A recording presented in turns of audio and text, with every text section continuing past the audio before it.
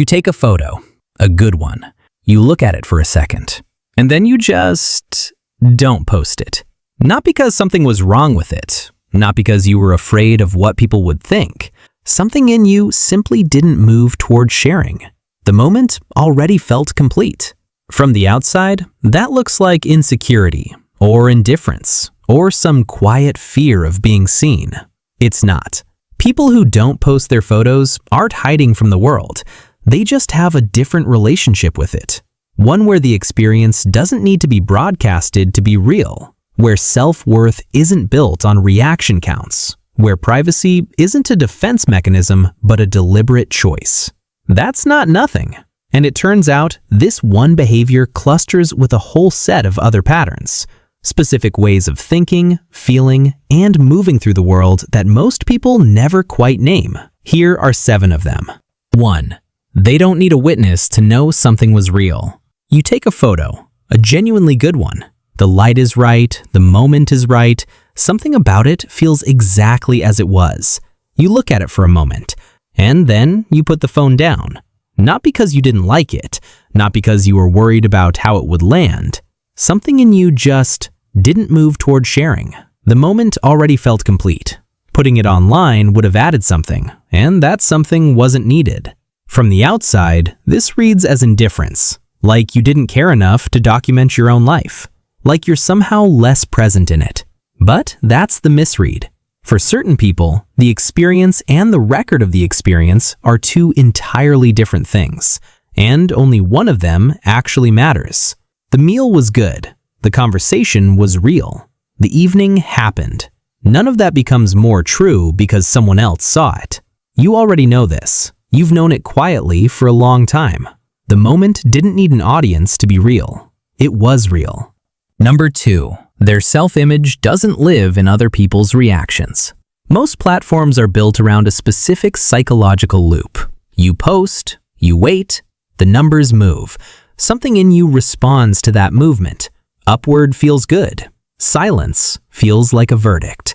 For a lot of people, this loop becomes the architecture of how they feel about themselves. These people never built that architecture. From the outside, that looks like aloofness, like they're not interested in connection, or they're too proud to participate, or they've decided they're above it somehow. That's not it. Their sense of self was simply never constructed through the approval mechanism that social media runs on. The reaction count isn't information they're waiting for, because the question it answers isn't one they were asking. What looks like low engagement is actually a different kind of foundation. Their confidence doesn't sit on top of other people's responses to them. It was built somewhere else entirely, and it doesn't need refreshing. It was real. 3. They are quietly selective about who gets access to their life. Think about how these people share in private versus in public. In private, with the people they trust, they are often genuinely open. Full stories, real feelings, actual details, nothing withheld. In public, or with people they don't know well, almost nothing. This isn't the same thing as being closed off. It's more like they've drawn a clear line between what belongs to everyone and what belongs to specific people. And that line isn't porous. From the outside, this reads as guarded, maybe secretive. The person who never posts, who keeps their life quiet, who you can't quite get a read on. Something must be hidden. But from the inside, it feels less like hiding and more like ownership. Not everything belongs to everyone. That's not suspicion. That's a form of self-respect that most people haven't quite articulated, but immediately recognize when it's named. The social cost is real, though. People sometimes take the absence personally. The blank profile reads as distance. The quiet gets interpreted as a statement, when it isn't one at all. 4. They find the performance exhausting in a way they can't always explain. Some of them tried it. They posted for a while, or watched closely as people around them did, and something about the process felt off in a way that was hard to name. It wasn't the photos themselves, it was the gap between the experience and what you had to do to the experience before it was postable. The editing, the captioning, the choosing of the right version of the moment to show. The translation of something real into something optimized for strangers. There's a specific fatigue in that process. The fatigue of curating a public self that is accurate enough to feel honest, but packaged enough to perform. Psychologists who study social media use have noted that the people who find this most draining tend to be those with the strongest sense of their own interior life. People for whom the gap between lived experience and its public presentation is most acutely felt. That's not a small thing. What looks like disengagement from the outside is often acute awareness from the inside. Awareness of exactly what the performance costs, and the quiet decision that it isn't worth it. 5. They have a strong sense of what belongs to them. This one is harder to explain, but you'll recognize it immediately. There are certain photos, certain moments, certain images of yourself that feel like they belong to you in a way that sharing would somehow violate.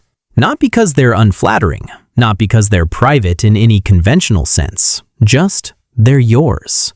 A trip that mattered, a moment with someone you love, a version of your face that caught something real. The idea of that image circulating, being seen by people who don't know the context, being liked or not liked by strangers, something about it feels wrong.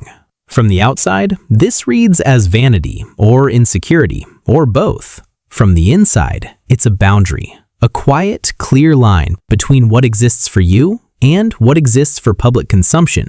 Layer 1 of recognition. I do that. I've declined to post things I actually loved because something in me didn't want to share them. Layer 2, arriving just slightly after.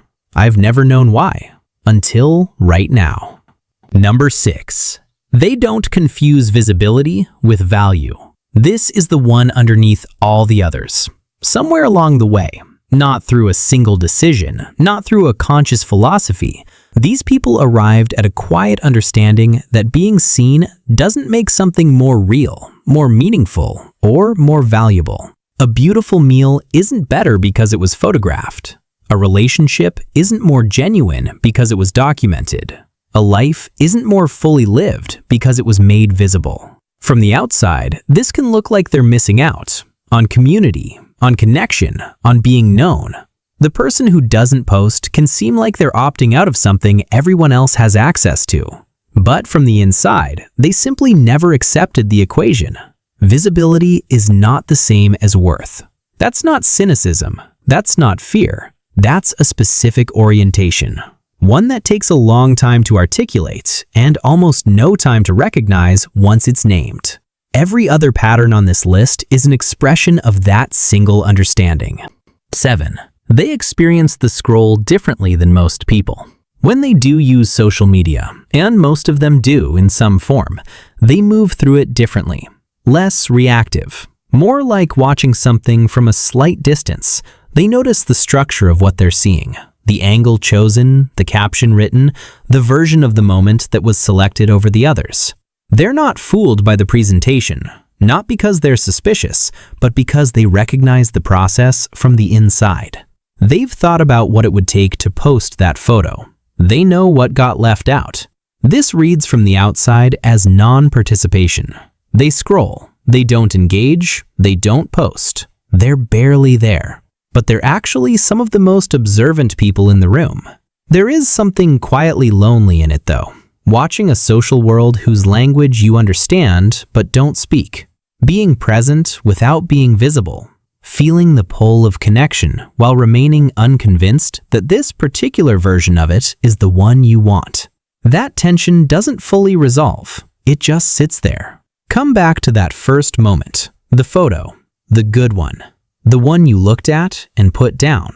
What looked like hesitation was actually clarity. What looked like absence was actually a different kind of presence, one oriented toward the experience itself rather than its broadcast, toward depth rather than reach, toward a self that doesn't need to be seen to be real. These aren't random habits. They're not quirks or fear or indifference. They're expressions of a single coherent thing. A relationship with your own life that doesn't require external confirmation to feel valid. The photo stayed with you. The moment stayed with you. That was always enough.